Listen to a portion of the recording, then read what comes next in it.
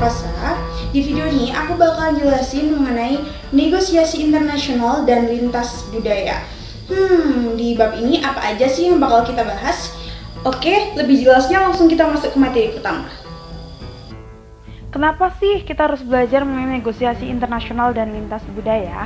Karena saat ini orang-orang itu dia juga pengen perusahaannya dikenal di negara lain. Otomatis ketika dia memasuki pasar di negara lain akan terjadi sebuah negosiasi dengan penduduk lokalnya. Nah, pastinya negosiasi antar negara kita dan negara yang akan dimasuki itu pasti berbeda karena bisa jadi dipengaruhi oleh budaya. Nah, pokok bahasan dalam bab ini yang pertama adalah negosiasi internasional seni dan sains, yang kedua adalah mengkonseptualisasi budaya dan negosiasi, yang ketiga pengaruh budaya terhadap negosiasi dari sudut pandang manajerial, dan yang keempat adalah dari sudut pandang peneliti. Langsung aja ke pembahasan yang pertama, negosiasi internasional seni dan sains. Nah, pemikiran bahwasannya negosiasi merupakan seni dan sains atau ilmu pasti adalah pemikiran yang valid, terutama di level lintas budaya atau level internasional. Mengapa demikian? Karena ilmu, dia memberikan ilmu negosiasi, memberikan bukti-bukti penelitian untuk mendukung atau memberikan pengetahuan terhadap kita di negosiasi. Kemudian dikatakan seni karena negosiasi adalah bagaimana cara kita menentukan strategi mana yang harus diterapkan, kemudian dari sudut pandang mana yang harus kita gunakan, seperti itu. Lalu apa yang membuat negosiasi internasional berbeda? Ini ada dua konteks. Yang pertama adalah konteks lingkungan, dan yang kedua adalah konteks terdekat. Konteks lingkungan itu mencakupi pluralisme hukum, kemudian politik, ekonomi internasional, pemerintahan, birokrasi asing, ketidakstabilan, ideologi, dan budaya. Nah, sejauh ini budaya itu menjadi perhatian terbesar dari orang-orang yang mengamati negosiasi internasional. Seperti itu. Kemudian konteks terdekat. Nah, konteks terdekat mencakupi faktor-faktor yang dapat dikendalikan oleh negosiator. Jadi, memahami kedua faktor ini yaitu kedua konteks ini yaitu konteks lingkungan dan konteks terdekat itu sangat penting untuk mendapat atau memahami kompleksitas proses dan hasil negosiasi internasional. Selanjutnya adalah mengkonseptualisasi budaya dan negosiasi. Nah, menurut Robert Jansonic, dia membagi 4 cara yang digunakan untuk mengkonseptualisasi budaya dalam negosiasi internasional. Yang pertama adalah perilaku yang dipelajari. Artinya, budaya itu mendokumentasi perilaku negosiasi sistematis orang-orang dari berbagai budaya.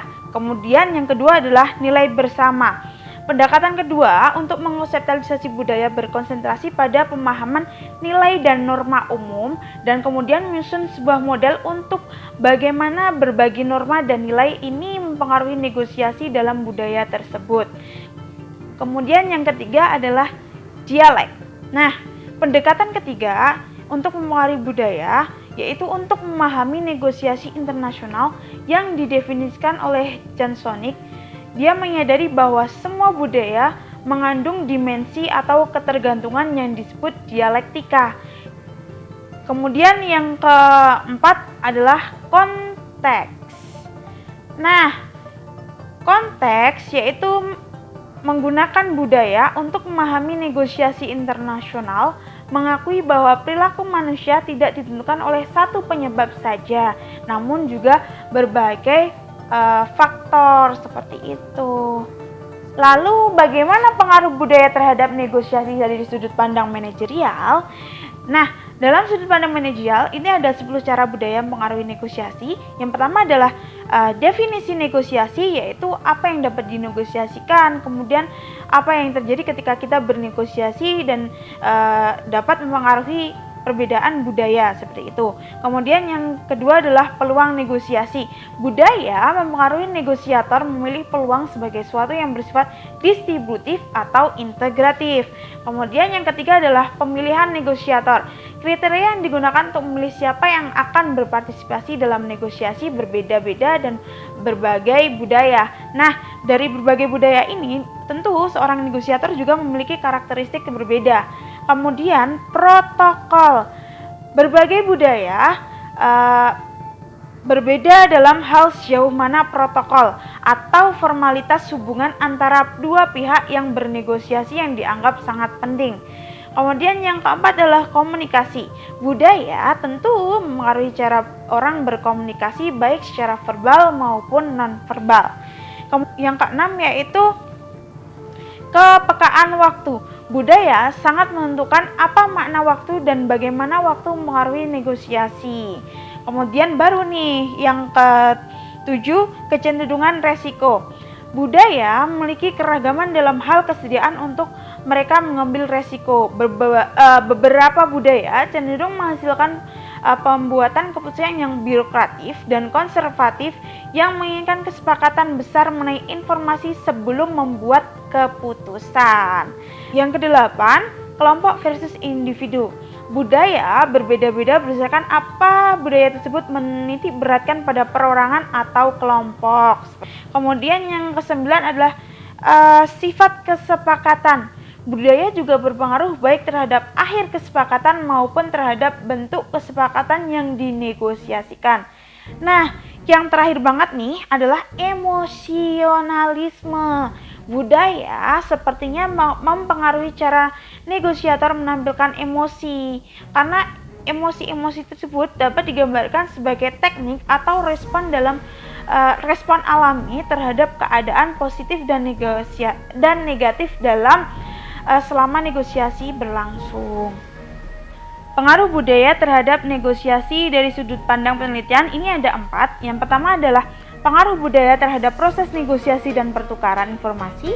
Yang kedua adalah pengaruh budaya terhadap kognisi negosiator. Kemudian yang ketiga adalah pengaruh budaya terhadap etika dan teknik negosiasi. Yang keempat adalah pengaruh budaya terhadap penyelesaian konflik. Sebenarnya terdapat banyak penelitian mengenai pengaruh budaya terhadap negosiasi selama 1 dekade terakhir ini. Berbagai temuan menyebutkan bahwasanya budaya memiliki pengaruh penting terhadap beberapa aspek negosiasi, di antaranya hasil negosiasi, proses negosiasi, kemudian pertukaran informasi, kognisi negosiator, sudut pandang negosiator, mempengaruhi perilaku etis, kemudian prevensi penyelesaian konflik. Namun demikian, penelitian tersebut sulit untuk diringkas karena penelitian tersebut menelaah berbagai budaya yang berbeda, sampel dan topik serta temuan-temuan yang terkadang saling berlawanan. Lalu strategi-strategi yang responsif terhadap budaya itu seperti apa?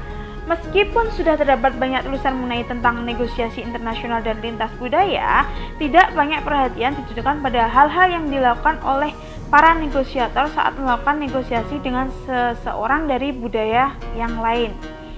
Nah, namun beberapa faktor menunjukkan bahwasanya para negosiator tidak seharusnya terlalu banyak mengubah pendekatan mereka saat melakukan negosiasi lintas budaya. Oke, terima kasih sudah menyaksikan video saya. Kurang lebihnya mohon maaf. Wassalamualaikum warahmatullahi wabarakatuh. Dah.